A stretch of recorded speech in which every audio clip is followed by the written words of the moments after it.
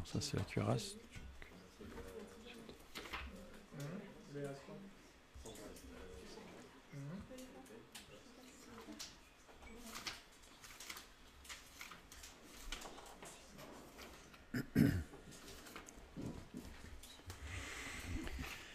Nous abordons maintenant notre 5e partie, à savoir les chaussures du zèle que donne l'évangile de paix par rapport à l'armure du chrétien. Alors nous allons, comme pour chaque arme défensive de l'armure du chrétien, nous allons relire une petite introduction, à savoir le texte. Sauf que cette fois-ci, le texte, j'ai inclus dans notre lecture, notre traduction un petit peu plus profonde, un petit peu plus proche du texte, que nous avons vu dans l'introduction et en particulier dans les préliminaires. Car nous n'avons pas à rentrer dans une sorte de joute contre la chair et le sang, et donc des sensations et des émotions, mais contre les principes dogmatiques, contre les capacités à persuader ou à amener à une action ou à une démonstration de puissance, justifiée par une recherche d'harmonie dans sa vie intérieure ou relationnelle sans Dieu. Contre ceux de ce monde de ténèbres qui donnent l'apparence d'être en Dieu, contre les idées qui portent à des désirs qui sont contraires à la volonté de Dieu dans les lieux célestes, au-delà de ce qui est visible. C'est pourquoi, prenez toutes les armes de Dieu, en vue de cultiver la puissance reçue et celle qui sera donnée pour se tenir debout, là où le moment l'exige, pour ne point fléchir face à l'épreuve qui tendrait à mettre à mal l'héritage des saints, et en même temps, vous serez assurés, après avoir ainsi tout préparé et fait, vous tiendrez ferme et en vous tenant prêt, intact, à votre place, en sûreté par des règles clairement fixées. Ainsi donc, soyez encouragés à tenir ferme, en vous tenant justement prêt, intact, à votre place, en sûreté par des règles clairement fixées. Et ensuite, nous avons l'énonciation des armes que Dieu nous donne, que Dieu fournit. Saignez-vous de la vérité dans tous les domaines de votre vie. Revêtez la cuirasse de la justice, assurée de la justification de votre passé et dans l'engagement vers un avenir de sanctification. Mettez pour chaussures à vos pieds le zèle que donne l'évangile de paix. Prenez par-dessus tout cela le bouclier de la foi, avec lequel vous pourrez éteindre tous les traits enflammés du malin. Prenez aussi le casque du salut et l'épée de l'esprit, qui est la parole de Dieu. Faites en tout temps, par l'esprit, toutes sortes de prières et de supplications. Veillez à cela avec une entière persévérance et priez pour tous les saints. Nous l'avons déjà vu, mais il est bon de le répéter. Éphésiens 6,13, c'est pourquoi prenez toutes les armes de Dieu. Le verbe prendre ici, c'est analambano, qui veut dire saisir. Se saisir d'eux. Donc il y a bien une action en fait où on n'est pas assis, la bouche ouverte, en train d'attendre, mais on va saisir ce qu'on nous donne. Toutes les armes, regardons de plus près l'armure du soldat romain dont parle Paul, avec les différentes parties, à savoir la ceinture de vérité, la cuirasse de la justice, les chaussures que donne le zèle de l'évangile, le bouclier de la foi, le casque du salut et l'épée de l'esprit. Toute l'armure était réalisée ou recouverte de cuir ou assemblée avec le cuir. Cuir fait de peau animale qui nécessite la mort d'un animal, comme les premiers vêtements que Dieu a fait à Adam et Ève, qui étaient issus de peau animale. Il aurait très bien pu faire un vêtement de feuilles ou de différents végétaux. Il l'a fait à partir d'une peau animale parce qu'il fallait un sacrifice pour couvrir la honte du péché. Ce n'est qu'au travers du sacrifice de Jésus-Christ que l'on peut revêtir cette armure, toutes ces armes que l'apôtre Paul nous énonce dans la lettre aux Éphésiens. Nous allons donc maintenant nous arrêter sur le verset 15 du chapitre 6 de l'épître aux Éphésiens. Mettez pour chaussures à vos pieds le zèle que donne l'évangile de paix. Troisième élément de l'équipement du chrétien. La réforme de Marius, dont on a parlé tout à l'heure, n'a pas impacté les chaussures du soldat romain, c'est-à-dire qu'elles n'ont pas bougé. C'est rare les parties de l'armure qui n'ont pas bougé. Et celle-là n'a pas bougé. Les chaussures des soldats romains, on les appelle les caligae.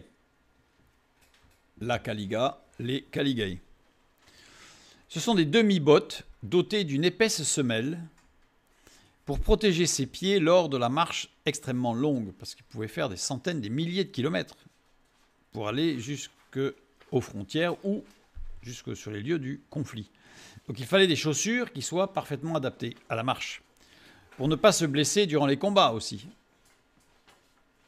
Il fallait que ça puisse faire les deux. L'ennemi plantait souvent dans le sol des bâtons pointus, bien affilés, espérant percer les bottes et blesser les pieds des soldats qui les pourchassaient. Donc, vous voyez, il valait mieux avoir des chaussures avec des semelles épaisses en cuir tanné pour ne pas se faire être blessé. Parce qu'un soldat blessé, c'est un soldat qui ne se bat pas. Muni de petites pointes de métal sous la semelle. Elles s'enfonçaient dans le sol et garantissaient aux soldats un meilleur équilibre pour pouvoir tenir ferme dans le combat. On imagine. Avec des pointes sous les chaussures, ce qui fait que ça accroche le sol. Donc ça permet d'avoir un appui beaucoup plus sûr. Des documents médicaux romains annoncent 70% de réduction de blessures aux chevilles. Parce qu'à partir du moment où ça accrochait, on ne glissait pas. Et donc les chevilles ne souffraient pas, ou beaucoup moins. Surtout que les chaussures montaient au-dessus de la cheville et étaient sanglées. Les chevilles étaient bien maintenues. Alors maintenant, comme j'ai bien dit, documents médicaux romains. Est-ce que c'est vraiment juste ou est-ce que c'est bon? En tout cas, c'est sûr qu'il y avait une amélioration. Ça, c'est certain. En cas de combat rapproché, elles étaient utilisées comme armes. C'est-à-dire que les pointes dessous étaient effilées et il y avait des entraînements romains pour donner des coups de pied. Chaque soldat aiguisait ses pointes chaque semaine. Donc on entretenait ses chaussures. Aujourd'hui, à l'armée, on entretient ses chaussures en les cirant. Mais là, il fallait aiguiser les pointes. Alors imaginez les coups de pied avec des pointes bien saillantes, ce que ça pouvait faire. Il existait 3 coups de pied chez les Romains. Le coup de pied frontal qui brisait les genoux. Le coup de pied latéral qui brisait les côtes. Et l'écrasement descendant qui broyait les pieds, avec des pointes bien sûr bien effilées, pour que ça fasse... Parce qu'un soldat blessé, c'est un soldat qui ne se bat pas. Donc, à partir du moment où on a un blessé, non seulement il ne se bat pas, mais en plus, ça veut dire que l'ennemi, il doit prendre soin de son soldat blessé, donc ça va accaparer des hommes, de l'énergie, des finances, et donc ça fait partie de la technique romaine pour affaiblir l'ennemi, c'est de créer des blessés. Pas forcément tuer, mais créer des blessés. Et ce n'est pas la seule armée. Vous avez beaucoup d'armées chez les Perses, tout ça, qui avaient des lances, avec au bout de la lance, en fait, des pointes très saillantes et surtout très tranchantes. Et l'objectif, c'était pas de tuer, c'était de blesser. Donc, avec la pointe, ils essayaient de percer les points faibles de l'armure pour blesser l'ennemi. Et surtout pas le tuer, parce que s'il est mort, ils vont le laisser là. S'il est blessé, ils vont le ramener. Donc ça va accaparer 2, 3 hommes pour le ramener. Enfin, voilà, c'est l'objectif. Une cohorte au pas faisait un bruit spécifique et faisait peur. Imaginez une cohorte, c'est-à-dire que 100, 1000 soldats, qui marchent au pas avec des pointes sur des pavés. Ça faisait du bruit. Ça s'entendait de loin. Fixés avec des sangles de cuir qui les retenaient aux pieds. Toujours le cuir, bien sûr. Même dans un sol boueux et collant, le soldat ne pouvait pas perdre une chaussure. Elle était ficelée jusqu'au-dessus de la cheville. C'est-à-dire qu'elle ne pouvait pas être aspirée par la boue et rester au fond. Les lanières offraient un ajustement parfait, minimisant les frottements. Chaque chaussure était adaptée au pied de chaque soldat. C'est-à-dire qu'il y avait une fabrique de chaussures qui était classique, et ensuite chaque lanière était adaptée au pied des soldats. Donc chaque soldat avait ses propres chaussures. Comme on l'a vu tout à l'heure, l'armée donnait l'équipement, mais c'était un équipement qui était adapté, c'est-à-dire qu'il y avait des mensurations de prise et que les chaussures en particulier étaient adaptées à la morphologie du pied pour ne pas qu'il se blesse. C'est-à-dire qu'en fonction de la forme du pied, il ne fallait pas qu'il ait des ampoules de partout, qu'il ne puisse pas marcher. Initialement, tous les soldats romains portaient des caligae. Voilà une représentation. Peu à peu, les hauts commandements se chaussèrent de calcius. Chaussures fermées, élégantes, confortables, mais totalement impropres au combat. Ça a été l'un des premiers problèmes de l'armée par rapport à la déliquescence et aux pertes de l'armée romaine, c'est que, on le verra quand on parlera du casque, chaque casque portait une marque et chaque armure avait la marque de sa légion, et ce qui fait qu'il suivait le chef. Quand le chef partait, il partait. Quand il s'arrêtait, il suivait le chef. Et à un moment donné, pour des questions de prestige, d'élégance, de confort, les chefs ont commencé à ne plus être sur le terrain. Ce n'est pas une bonne idée pour une armée. Oula. Les caligae, des chaussures à la pointe.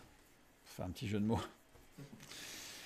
Chacune des 90 à 120 pointes d'une paire de caligae était calibrée en taille et en géométrie et fabriquée par des forgerons qualifiés. C'est-à-dire qu'en fait, ce n'était pas n'importe quoi. C'est-à-dire que chaque chaussure portait des pointes et les pointes étaient calibrées et fabriquées par des forgerons qui étaient qualifiés pour faire ces pointes-là. On ne s'improvisait pas chaussures de Romains. La répartition des pointes sur la semelle était très précise. Il y en avait davantage sur la partie avant du pied pour permettre un point d'appui sûr et stable pour résister ou pour avancer. C'est-à-dire qu'on a des documents qui montrent que les Romains ont étudié les points d'appui pour être sûr que les pointes soient au bon endroit, pour permettre un appui. Et il est évident qu'en mettre un paquet sur le talon et pas à l'avant, ce n'était pas une bonne idée. Parce que si on essaye d'appuyer et d'avancer, on va surtout appuyer sur l'avant du pied. Donc il y avait plus de pointes sur l'avant du pied et moins sur l'arrière. La répartition était étudiée pour que le poids soit également réparti et pour réduire la fatigue musculaire jusqu'à 35% par rapport au pied nu. Par rapport à la répartition des pointes sur le pied. On est presque dans les points de réflexologie plantaire.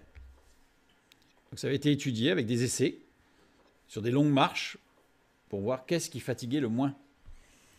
Ce qui permettait aux soldats, après une marche, d'être moins fatigués que ceux qui n'avaient pas ces chaussures.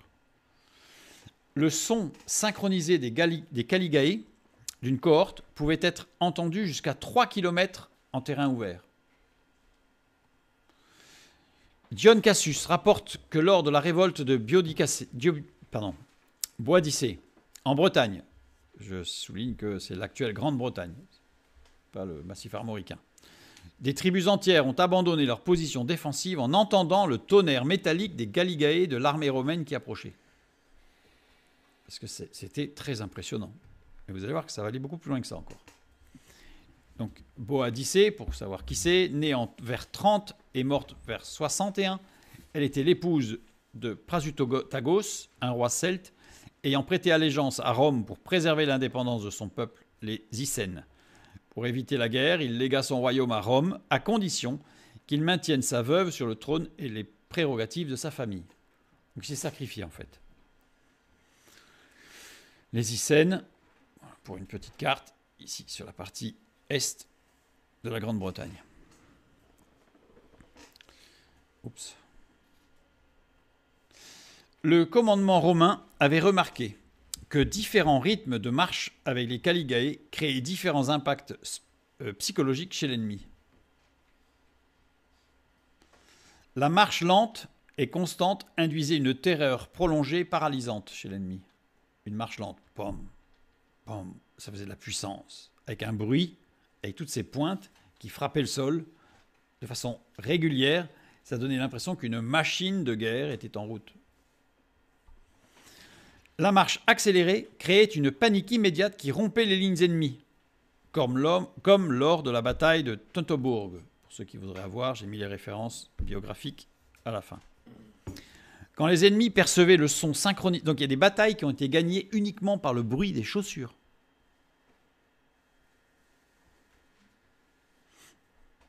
Quand les ennemis percevaient le son synchronisé des caligae des armées romaines, ils disaient avoir l'impression d'un organisme vivant qui se déplaçait. Ça faisait peur. Je glisse là juste que les chaussures que le chrétien porte, si notre Seigneur nous dit d'aller lentement, il y a peut-être une raison. Si le Seigneur nous dit d'accélérer, il y a peut-être une raison. C'est-à-dire que, et n'oublions pas non plus, que l'Épître aux Éphésiens est tourné vers l'Église, corps de Christ. Donc marchons ensemble. Au même titre que la parole de Dieu nous montre que Moïse, David sont pris comme des bergers par excellence. Pourquoi? Parce qu'ils faisaient marcher toujours tout le troupeau au rythme des plus lents, avec des pauses pour respecter ceux qui étaient fatigués, pour rester ensemble. Il n'a jamais commencé à taper sur la brebis qui marchait lentement en lui disant « Espèce de nul, tu nous fais retarder ». Là, c'est l'idée, elle est vraiment de la corporation, du groupe qui marche ensemble. Et c'est le fait de marcher ensemble qui a fait gagner des batailles ou, dans certains cas, comme justement la bataille de Teutobourg, les Romains étaient en train de perdre, ils ont fait une retraite, mais la retraite était organisée de telle sorte à ce que les chaussures fassent, et du coup, les autres ont eu peur, se demandant s'ils reculaient ou si une autre armée avançait, parce que s'attendant à les voir fuir, donc partir dans tous les sens et qu'il n'y ait pas cette homogénéité du son.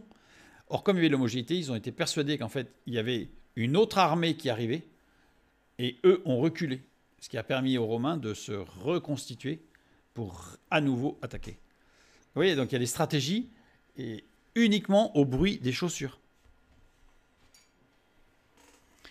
Les Romains entraînaient les formations spéciales appelées les marches de la terreur, dans lesquelles les légionnaires alternaient les rythmes de pas pour créer le son réel des caligués des soldats romains. C'est-à-dire qu'en fait, il y avait des groupes entiers d'hommes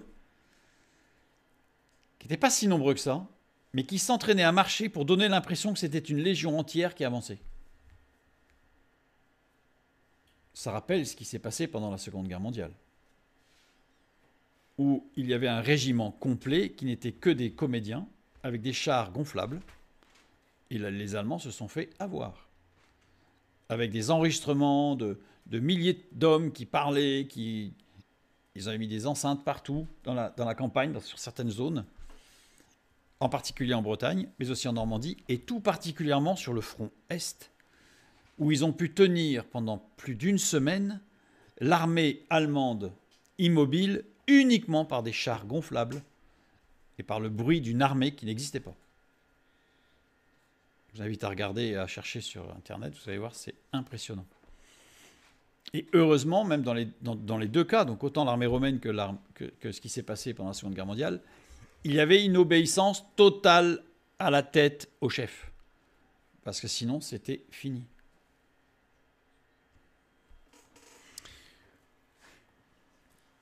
La nuit, lorsqu'ils assiégeaient une ville, des soldats romains marchaient tout autour de la ville, donnant l'impression que l'armée romaine ne dormait jamais, ne s'arrêtait jamais. Pareil, pour faire du bruit. Donc ils se relayaient, bien sûr. Mais il y avait toujours des équipes qui tournaient, et toujours à un rythme particulier qui donnait l'impression qu'en fait, il y avait une énorme armée autour. Ce qui terrorisait, parce que ça voulait dire qu'en fait, c'est comme si c'était une machine de guerre impossible à arrêter. Ce sont des stratégies, mais tout ça sur les chaussures. Les inscriptions médicales trouvées dans les hôpitaux romains énoncent des protocoles spécifiques d'entretien des caligae, c'est-à-dire qu'en fait, les chaussures devaient être entretenues. Lavage quotidien avec du vinaigre, séchage au soleil, application d'huile d'olive sur les pointes pour prévenir les blessures par des pointes oxydées. Ce n'était pas pour qu'elles ne rouillent pas, c'était pour ne pas se blesser avec des pointes qui auraient été oxydées. Et comme ça, on était sûr qu'elles étaient propres. Parce qu'il pouvait y avoir des blessures. Parce que les pointes effilées sur ces chaussures, ça pouvait entraîner quelques blessures. Et donc l'entretien, lavage quotidien au vinaigre, c'était pour les désinfecter. Parce que on sait que dans les armées de cette époque, l'ennemi le pire, c'était les champignons dans les chaussures. Parce que tous les autres avaient des chaussures fermées pour le froid, pour marcher dans l'eau. Mais résultat, quand c'était mouillé à l'intérieur, pendant des semaines et des semaines, ils avaient les pieds mouillés, enfermés, voire, pour être sûr de pouvoir les remettre, ils ne les enlevaient plus. Le résultat n'était pas beau. Là, par contre, dans l'armée romaine, c'était interdit ça. C'était totalement interdit. Il fallait que systématiquement les chaussures soient lavées au vinaigre. Ça détruisait toute bactérie, les champignons, enfin toutes, une grande partie. Séchage au soleil, systématique, évidemment quand c'était possible, parce que s'il pleuvait, évidemment. Mais ça permettait d'avoir des chaussures qui soient propres.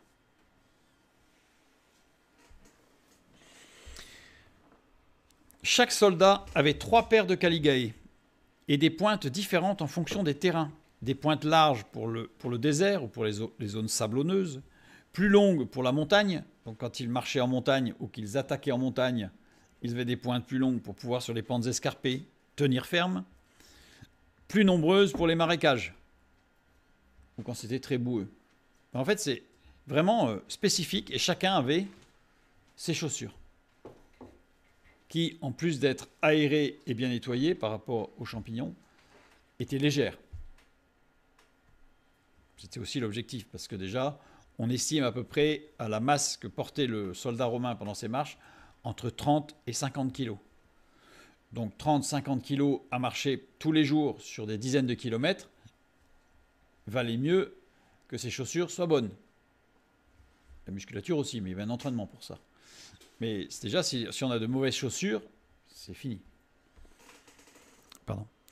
Les stratèges romains traçaient des parcours de guerre, là où les chevaux et les chariots glissaient et s'embourbaient, mais pas les soldats romains, là où les pentes fatiguaient l'ennemi, là où l'humidité allait endommager les pieds des ennemis dont les chaussures étaient fermées. C'est-à-dire qu'il y avait des stratèges qui ne regardaient que la topographie et la géographie pour faire passer les soldats à des endroits, si jamais l'ennemi les poursuivait, ils allaient s'abîmer ou s'embourber. Parfois, dans notre existence, Dieu nous fait passer par des choses bizarres. On aurait tendance à dire je n'aurais pas fait ça.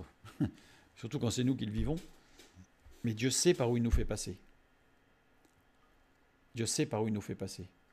Ça me rappelle cet autre témoignage par rapport à la marche et à suivre notre maître de la Légion française qui était dans le désert ouranais, dans le sud de l'Algérie, au sud de Ouran.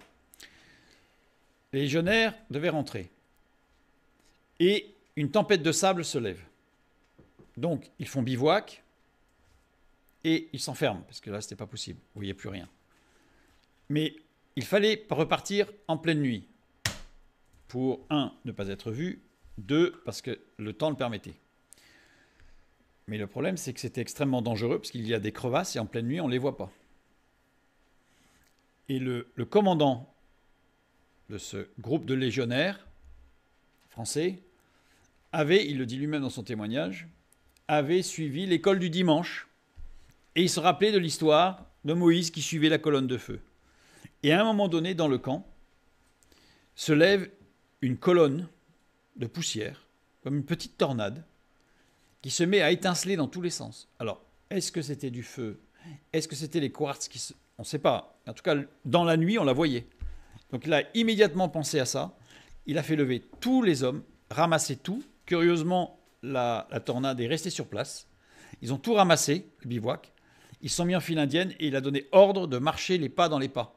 Et lui, il suivait la tornade. Ils ont marché pendant 2-3 heures.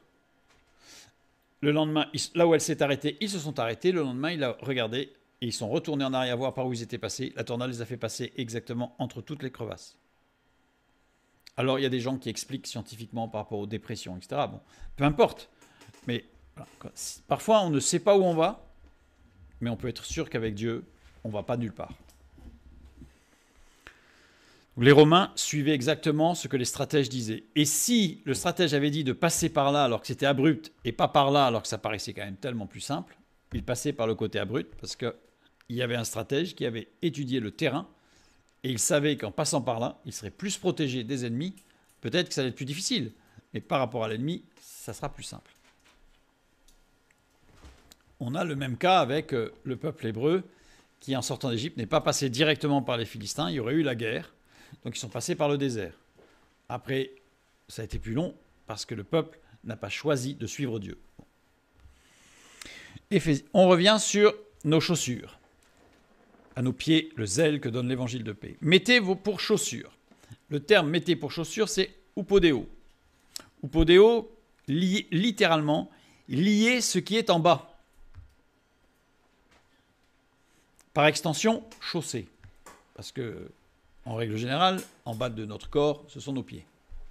Donc, lier ce qui est en bas, c'est-à-dire, par extension, chaussée. Mais qu'est-ce qui est en bas dans l'image biblique? Ce sont les sens. L'inverse de ce qui est spirituel. en haut. Faisons un petit détour pour bien comprendre ce que cela peut signifier d'avoir employé ce mot précis. Comprendre pourquoi lier ce qui est en bas. Avant la chute, un résumé. Avant la chute, l'homme se nourrissait de l'arbre de vie, avec un S, Jésus-Christ, dans le jardin, qui faisait croître sa vie spirituelle, son esprit qui irriguait l'âme, l'âme qui du coup irriguait les sens. Les sens étaient une expression de l'intérieur vers l'extérieur, un épanouissement de l'être, une finalité. Après la chute, ce qui se passe, c'est que les sens sont devenus non plus un but, une finalité, mais un début. Il fallait expérimenter par les sens pour pouvoir se nourrir. C'est-à-dire qu'en nourrissant les sens, on venait nourrir, soi-disant, notre être, qui venait, en fait, peu à peu, étouffer la vie de l'esprit. On ne peut pas imaginer un épanouissement avec quelque chose qui implose. Un épanouissement, c'est quelque chose qui va de l'intérieur vers l'extérieur. On ne peut pas s'épanouir si de l'extérieur, on absorbe vers l'intérieur. C'est évident. Donc après la chute, il y a eu une inversion avec une illusion de croissance en se nourrissant de l'extérieur vers l'intérieur. C'est exactement ce qui se passe dans notre société moderne. On nous dit qu'il faut expérimenter, qu'il faut faire plein d'expériences, qu'il faut jouir, qu'il faut avoir du plaisir, qu'il faut remplir ses désirs. Comme ça, en fait, on va se nourrir. C'est tout à fait l'inverse. Ça étouffe la vie de l'esprit. Ça étouffe ce qui est spirituel. La justification ou la conversion après la chute. C'est-à-dire que la justification, on vient à Christ. Les choses changent. On passe d'un état où notre esprit est complètement emprisonné. Il n'est pas tué, il ne peut pas tuer l'esprit, mais il est étouffé, emprisonné. Donc à la conversion, il y a la libération de l'esprit, à la justification, et ensuite on va commencer à rentrer dans une marche avec Dieu, ou la sanctification. Et là, ce qui va se passer, c'est que Jésus-Christ, l'arbre de vie, il est l'arbre de vie, par le Saint-Esprit, va nous nourrir, et en nous nourrissant, parce que nous allons mettre en place notre foi, c'est-à-dire l'écoute, la prière et l'action. L'écoute, c'est les paroles de Dieu. Donc, en mettant en action notre foi, la foi, nous allons certes avoir des conflits intérieurs. On peut même appeler des combats difficiles. Mais en se nourrissant du Saint-Esprit, en fait, ces combats, on va les gagner. Et petit à petit, on va retrouver une vie de l'esprit épanouie. Et petit à petit, on va inverser la vapeur, je dirais, on va inverser les choses, et on va commencer à avoir des victoires sur notre âme, des victoires donc sur nos émotions, des victoires sur notre corps, donc sur nos sens, pour finir par inverser complètement les choses et vivre épanoui, c'est-à-dire de l'intérieur vers l'extérieur. En tant que chrétien, on ne peut pas aller à l'assemblée pour faire uniquement recevoir. Il y a des moments dans notre existence où oui, nous avons besoin de recevoir parce que c'est dur. Mais normalement, quand on va à l'assemblée, on y va pour apporter ce que Dieu nous a donné dans la semaine et pour partager avec les autres, au moins dans la louange. Et peu à peu, par la foi, on va, grandir et à un moment donné, on va commencer à inverser, peut-être pas tous les sens, mais un sens qui nous mangeait, qui nous tenait addicts de quelque chose, et on va avoir une victoire, et puis après une deuxième, puis une troisième. Ça, c'est la marche de sanctification. Ça, c'est la marche avec Dieu, avec des chaussures que Dieu va nous donner, avec des pointes, pour que nous ne dérapions pas. Voilà. Et donc, petit à petit, en fait, comme ça, on va grandir en maturité et s'épanouir, j'insiste.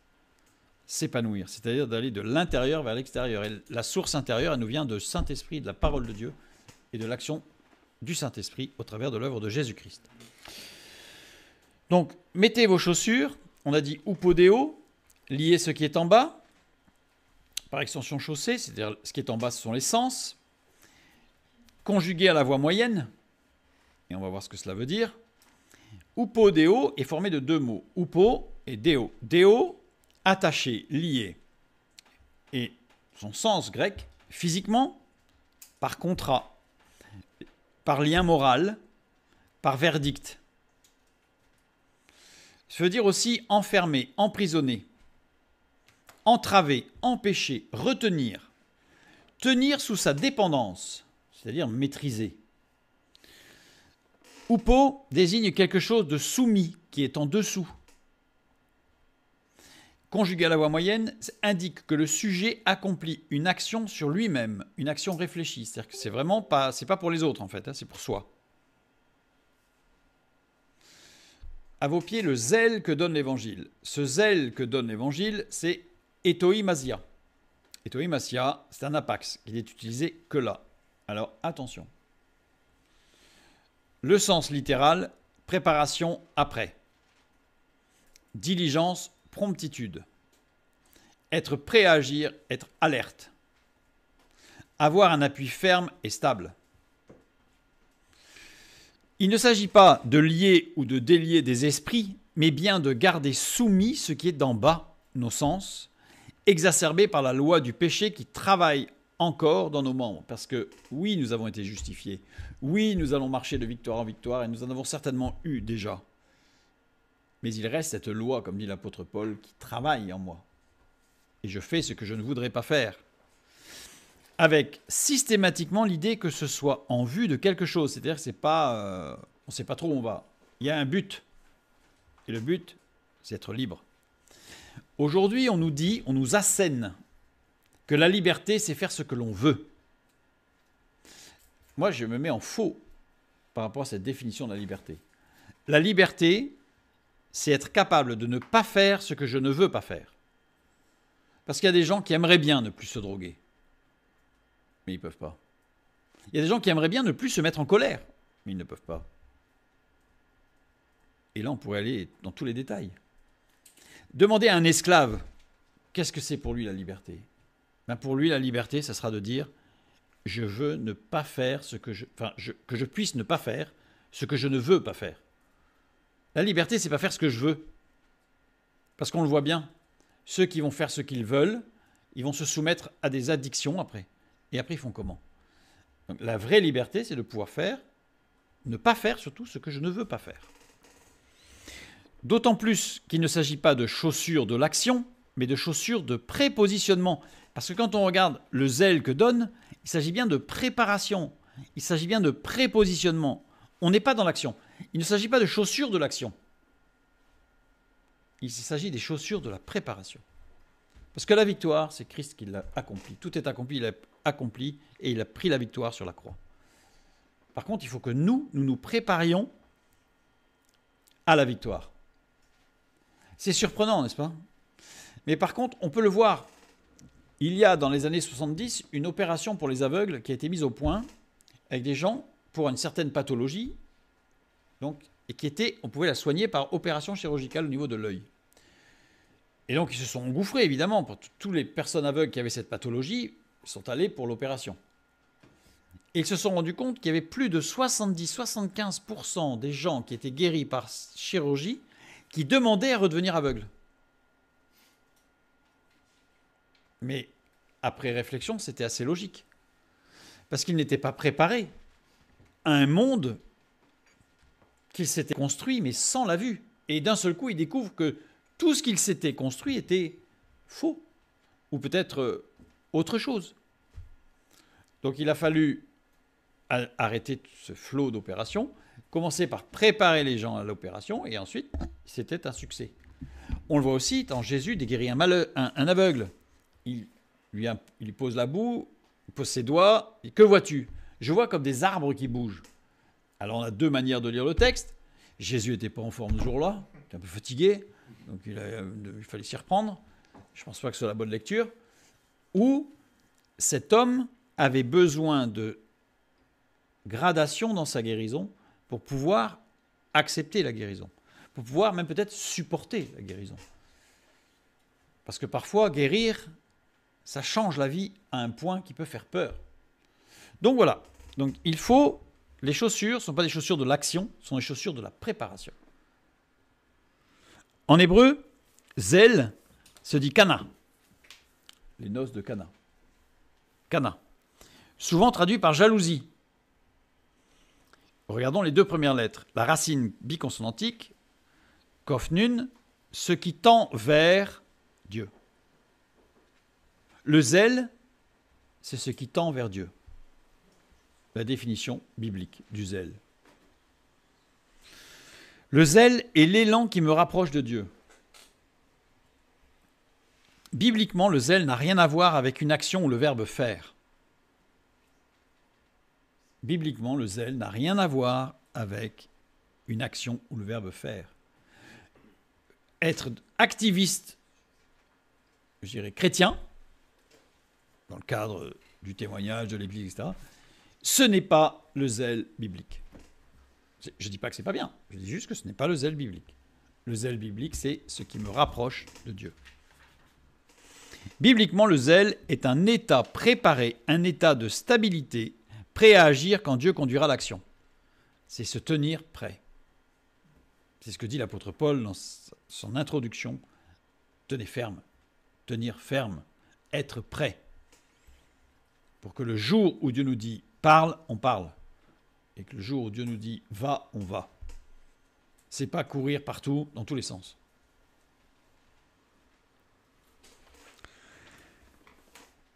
Continuons. Lier ce qui est en bas. Il y a un passage où Jésus parle de lier et de délier. Dans Matthieu chapitre 16, le verset 19. « Je te donnerai les clés du royaume des cieux. Ce que tu lieras sur la terre sera lié dans les cieux, et ce que tu délieras sur la terre sera délié dans les cieux. » Ce texte est très perturbant. Parce qu'on a l'impression que Dieu est soumis à l'autorité de l'homme. Dieu lui dit, si tu lis quelque chose, je le lirai. Si tu le délies, je le délie. C'est ce que ça veut dire. Regardons. Le verbe lier ici, déo, comme pour les chaussures évidemment, ou podéo, là c'est déo. Donc attaché, lié, on a dit physiquement, par contrat, par lien moral, par verdict. Il veut dire enfermer, emprisonner, entraver, empêcher, retenir, tenir sous sa dépendance. Et on a délier qui est louo. Louo qui veut dire délier, redonner sa liberté d'action. La conjugaison d'ici de sera lié. Ce que tu délieras sera lié. Conjugaison. Futur. C'est bien futur, comme en français. Action future non encore accomplie. D'accord. La conjugaison de lier, puisqu'en fait, il y en a deux. Il y a deux verbes. Parfait. Le verbe est conjugué au parfait. Parfait, c'est-à-dire que l'action terminée dans le passé une fois pour toutes, et elle n'a pas besoin d'être répétée. Alors c'est surprenant, parce qu'on a un futur et un passé. Comme si on avait un passé simple et un futur en même temps. Ça devient compliqué à traduire en français. On a ce que tu délieras sera délié, la même chose, on a un futur et délié au parfait. Donc on a la même structure dans les deux cas. Ça veut dire que littéralement, si je dois le traduire, c'est « Je te donnerai les clés du royaume des cieux. Ce que tu lieras sur la terre sera, ayant déjà été, lié dans les cieux. Et ce que tu délieras sur la terre sera, ayant déjà été, délié dans les cieux. » Ça veut dire « Tiens-toi prêt, parce que ce que moi je vais lier au ciel, tu seras là pour poser le sceau, mais ça sera déjà fait. Et toi, tu ne vas faire que entériner. Il faut que tu sois prêt. » Et ce n'est pas nous qui décidons de ce qui va être lié ou délié. C'est Dieu qui décide, c'est fait, et toi tu entérines. Et si tu n'entérines pas, ça sera fait quand même. En fait, tu es juste là comme le serviteur qui vient juste donner le courrier en disant « C'était juste pour vous rassurer, c'est fait. » Tout simplement. Nous retrouvons cette notion de stabilité dans un psaume, la stabilité de la marche, la stabilité, dans un psaume qui s'appelle d'ailleurs le psaume de la protection chez les Juifs. C'est le psaume 91. Nous avons particulièrement le verset 12. « Ils te porteront sur les mains de peur que ton pied ne heurte contre une pierre. » Cette protection n'est efficiente que dans le cas où, c'est-à-dire qu'on a cette protection divine que dans le cas où nous demeurons sous l'abri du Très-Haut, dans le psaume 91 aussi. Évidemment, si on sort du cadre, on n'a plus la protection. Nous reposons à l'ombre du Très-Haut, du Tout-Puissant. Ça me rappelle ici cette période où le texte biblique nous dit que le peuple a désobéi, Et le peuple nous dit que Dieu envoya les serpents dans le peuple pour les mordre. Et il y a eu beaucoup de morts. Une fois de plus, cette traduction, elle est horrible, parce que littéralement en hébreu, ce n'est pas Dieu envoya les serpents, mais Dieu leva sa protection. C'est-à-dire que le peuple avait oublié, ça devenait normal, que Dieu maintenait les serpents hors du camp. Ils étaient protégés. À un moment donné, Dieu a dit, bon, puisque tu veux marcher sans moi, je m'en vais, j'enlève la protection. Ah, ça n'a pas duré longtemps. Parce que les serpents n'ont pas été envoyés par Dieu, mais il a levé la protection, donc ils sont arrivés. Psaume 91, 1, celui qui demeure sous l'abri du Très-Haut repose à l'ombre du Tout-Puissant. Voilà. Ne heurte contre une pierre, ici, c'est nagaf. Nagaf, qui veut dire être battu, donner la victoire. Eben, bibliquement, porte la notion de l'état naturel, contrairement à la brique, comme dans la tour de Babel. Avant, ils construisaient avec des pierres, et puis ils ont fait construire des briques artificielles. Il y a quand même tellement de choses artificielles dans l'Église aujourd'hui, malheureusement. Dieu nous protège si nous nous confions en lui, afin que nous ne donnions pas la victoire à notre état naturel, appelé par l'apôtre Paul notre vieille nature. Les chaussures étaient en cuir, maintenues par du cuir. C'est-à-dire que ça, c'est fondamental. Le sacrifice, c'est ça. Rien d'autre. Cuir, symbole du sacrifice, image de la nécessité de la mort expiatoire de Jésus-Christ, que nous devons garder à l'esprit. Demeurons dans la pleine conscience de justification offerte par Christ. Égale demeurer en Christ. Demeurer dans cette conscience de la justification offerte par Christ, c'est demeurer en Christ. Jean 15, 4, demeurez en moi et je demeurerai en vous.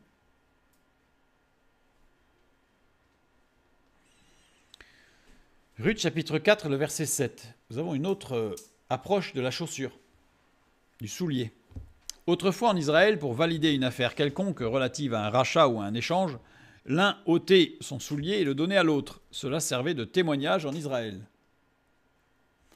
Dieu nous offre le pardon des péchés et le salut en Jésus-Christ. Encore faut-il l'accepter. Et pour chausser de nouvelles chaussures, qu'est-ce qu'il faut faire ? Il faut enlever les siennes. Assez logique. Si vous essayez de mettre des chaussures par-dessus les vôtres, ça va faire clown. Et vous n'arriverez pas à marcher. Exode chapitre 3, verset 5, nous voyons, Dieu dit, n'approche pas d'ici, ôte tes souliers de tes pieds, car le lieu sur lequel tu te tiens est une terre sainte. Moïse, Dieu qui parle à Moïse. Tu te tiens, Amad, se tenir debout, habiter, marcher pieds nus sur la terre était dangereux. C'était dangereux, on est dans le désert là. Scorpions, serpents, cailloux, épines, tout ce que vous voulez. Sur le terrain de Dieu, il n'y a pas de risque. Quand on est sur le terrain de Dieu, la terre est sainte. Luc 10, 19. Voici, je vous ai donné le pouvoir de marcher sur les serpents et les scorpions et sur toute la puissance de l'ennemi, et rien ne pourra vous nuire. L'image, c'est vraiment marcher. Si nous prenons les chaussures, que donne le zèle, la préparation, être prêt, toujours prêt. C'était l'une des maximes du soldat romain, il fallait être prêt, toujours prêt. Tes pieds, image de la marche de l'homme durant sa vie ici-bas, les pieds. Job chapitre 23, verset 11.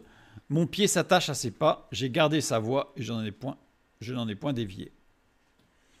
Méphibosheth, par exemple, qui a été estimé digne de manger continuellement à la table du roi David, image de la grâce accordée aux pécheurs, était perclus des 2 pieds, ce qui veut dire qu'il ne pouvait rien faire par ses propres moyens, mais qu'il vivait uniquement par la grâce. Donc là, on a une image en fait de la grâce par le roi David offerte à Méphibosheth, qui était quand même de la famille de ses ennemis. Il faut que pour cela avoir chaussé aux pieds le zèle que donne l'évangile de paix. On ne peut pas prétendre marcher sur les serpents et les scorpions si on n'a pas revêtu les chaussures que donne le zèle de l'évangile de paix. Traduction plus proche du texte par rapport au mot zèle, il faut pour cela avoir accepté la préparation de Dieu et avoir chaussé aux pieds la stabilité que donne l'évangile de paix. ça donne une vision beaucoup plus dynamique, je trouve. Exode 3.5, toujours, quand Dieu dit à Moïse au buisson ardent, ôte tes souliers. Le verbe ôter ici, c'est nachal, qui veut dire ôter complètement. C'est-à-dire, c'est pas juste délier ou rabattre l'arrière. Vous savez, casser l'arrière de la chaussure pour mettre ça en sandales. Non, non, on enlève tout. Expulser, chasser, débrayer complètement. Ôter sa chaussure était une marque de honte à l'époque. Marcher pieds nus, c'était honteux. Lorsque les frères demeureront ensemble et que l'un d'eux mourra sans laisser de fils, la femme du défunt ne se mariera point au dehors avec un étranger, mais son beau-frère ira vers elle, la prendra pour femme et l'épousera comme beau-frère. Si cet homme ne veut pas prendre sa belle-sœur, elle s'approchera de lui en présence des anciens, lui ôtera son soulier du pied et lui crachera au visage. C'est quand même assez fort, hein. Et prenant la parole, elle dira « Ainsi sera fait à l'homme qui ne relève pas la maison de son frère. » Tes souliers, nahal, se chausser littéralement. C'est-à-dire que c'est expulse complètement le fait de se chausser. Vient de la racine nahal, primaire, fermer, tirer le verrou, barricader. Ôter ses chaussures, c'est ouvrir la porte, lever les barricades posées par le passé, mais aussi cesser de fermer le verrou, cesser de poser des barricades. C'est-à-dire, devant Dieu, on arrête. On arrête de poser des barricades, de se justifier. Oui, nous sommes pécheurs, nous devons être pardonnés par grâce, qui que nous soyons, point. Apocalypse 3.20. Voici, je me tiens à la porte et je frappe.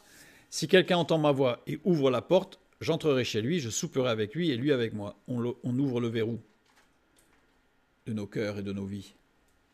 Parce qu'il y a beaucoup de... Parfois, on trouve des...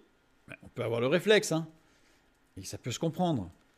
On a ouvert notre cœur au Seigneur, mais il y a quand même quelques pièces de notre cœur qu'on laisse fermer. Alors pourquoi ? Parce qu'à l'intérieur, il y a des choses que nous-mêmes, on ne veut pas voir. Ou parce qu'on a honte, parce qu'on a peur, bref, beaucoup de choses. Mais là, on l'a vu, ceinture de vérité d'abord. Première des armes, ceinture de vérité. Le Saint-Esprit qui va travailler en profondeur et qui va aller chercher tout ce qui peut nous faire peur, tout ce qui peut nous avoir blessés pour nous guérir. Genèse 4, 7. Certainement, si tu agis bien, tu relèveras ton visage. Donc c'est Dieu qui parle à Caïn. Et si tu agis mal, le péché se couche à ta porte et ses désirs se portent vers toi. Mais toi, domine sur lui. Le péché est à la porte. À qui on va fermer le verrou ? À Dieu ou au péché ? À nos sens. Donc, maintenant, un évangile de paix. La paix. Quelque chose d'extraordinaire, la paix. Tout le monde aspire à la paix. Et Irénée. Et Irénée, littéralement, exemption de la rage et du ravage de la guerre. Donc c'est s'extraire, la paix que Dieu donne ici, c'est s'extraire de la rage, de tout ce qui est colère, et du ravage de la guerre, de ce qu'on a pu subir. Et Irénée, c'est la paix entre les individus. C'est-à-dire qu'en fait, il n'y a pas la guerre, quoi. Sûreté, sécurité, prospérité, félicité, c'est ce qui va découler de la paix. Il existe deux paix dans la parole de Dieu. La paix avec Dieu, reçue lorsqu'une personne vient au Seigneur Jésus pour être sauvée. Ça, c'est la paix avec Dieu. Dès qu'elle se repent sincèrement de tous ses péchés et que l'hostilité du vieil homme est ôtée, elle expérimente une paix surnaturelle qui est la paix avec Dieu. Romains 5, 1. Étant donc justifiés par la foi, nous avons la paix avec Dieu par notre Seigneur Jésus-Christ. Et puis il y a la paix de Dieu. Ce n'est pas la même chose. La paix avec Dieu, ce n'est pas la paix de Dieu. La paix de Dieu est une paix qui nous protège. Elle protège de toute crainte, anxiété, inquiétude, angoisse et de tout ce que le diable voudrait utiliser pour détruire cette précieuse paix divine dans notre vie. Colossiens 3,15 « Que la paix de Christ, à laquelle vous avez été appelés pour former un seul corps, règne dans vos cœurs. » La paix de Christ, pas la paix avec Christ, la paix de Christ. Philippiens 4,7 « Et la paix de Dieu, qui surpasse toute intelligence, gardera vos cœurs et vos pensées en Jésus-Christ. » Gardera, phroureo, protéger, veiller, surveiller, mettre en troupe en garnison. Ça veut dire que dans l'idée ici de vous garder, c'est qu'elle vous fera trouver des frères et sœurs qui seront là aussi pour former une garnison avec vous. On a toujours cette notion de communauté, du corps de Christ. La paix de Dieu protégera vos cœurs et vos pensées comme des soldats romains entouraient et protégeaient leurs dignitaires. Il est malheureusement possible d'avoir la paix avec Dieu sans expérimenter la paix de Dieu. La paix avec Dieu, c'est la justification. La paix avec Dieu, justification. La paix de Dieu, sanctification. Si on n'est pas dans cette dynamique de sanctification, nous n'aurons pas la paix de Dieu. Donc, on voit parfois des chrétiens qui sont encore torturés, tourmentés, parce qu'ils ont fait la paix avec Dieu, c'est sûr. Mais ils n'ont pas la paix de Dieu. C'est-à-dire qu'ils ne sont pas dans cette...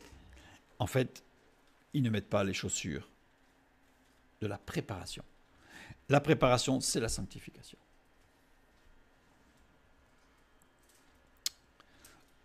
Toujours sur la paix, équivalent de shalom dans l'Ancien Testament. Tout le monde connaît shalom. Ah, shalom, shalom, shalom.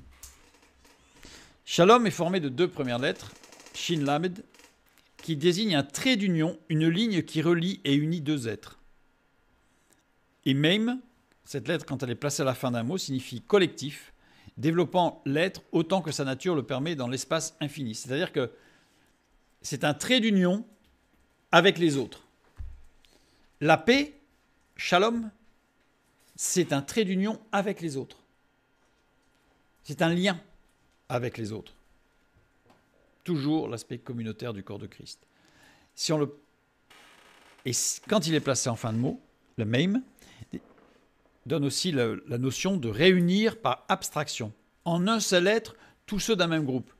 C'est-à-dire que c'est plus qu'un trait d'union qui pourrait se tendre avec des gens qui voudraient marcher à l'opposé, c'est qu'il y a l'idée aussi qu'au fur et à mesure, ça va devenir quelque chose de lié, d'organique. Un peu comme notre corps humain. Notre corps, quand toutes les parties de notre corps, toutes nos cellules, elles sont liées pas par des ficelles, quoi.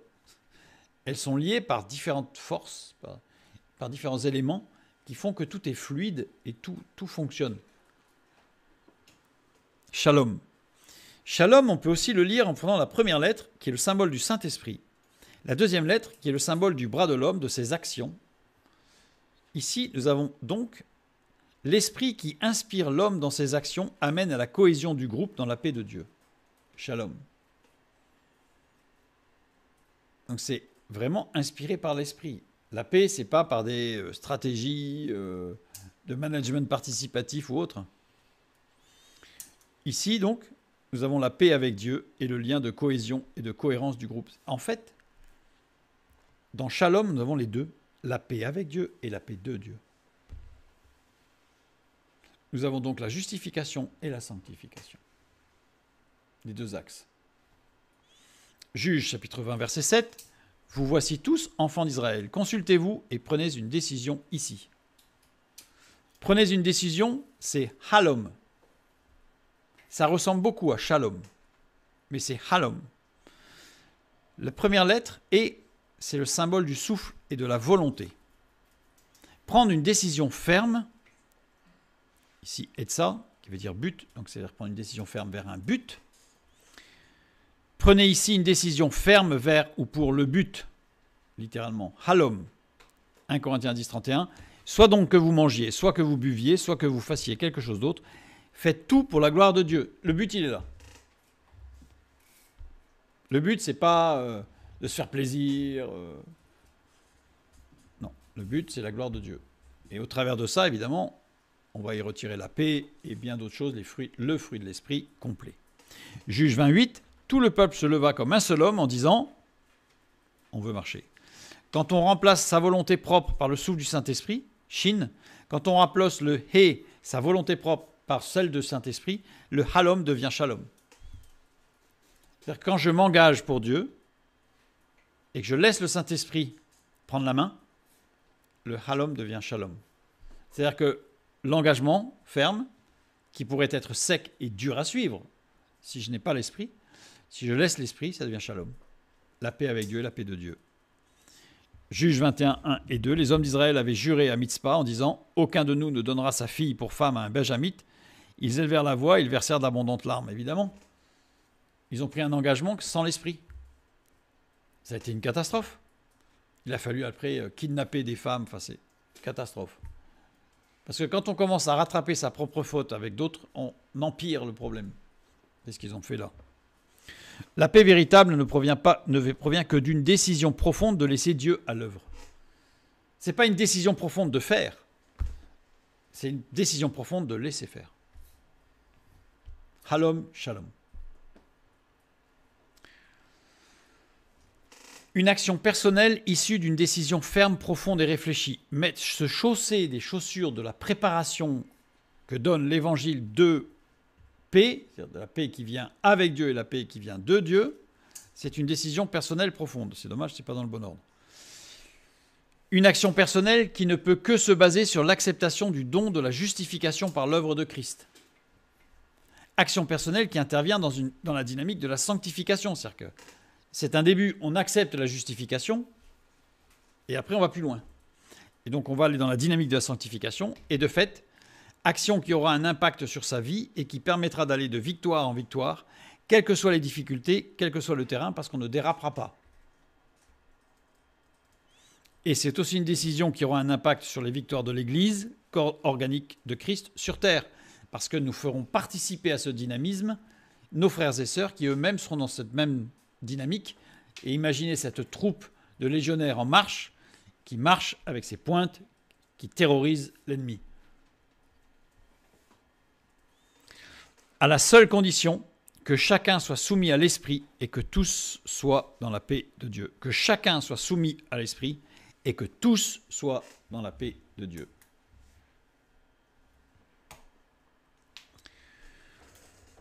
Pour les chaussures du zèle, nous allons nous arrêter là. Le programme est déjà bien chargé. Et nous allons voir plus tard pour la suite.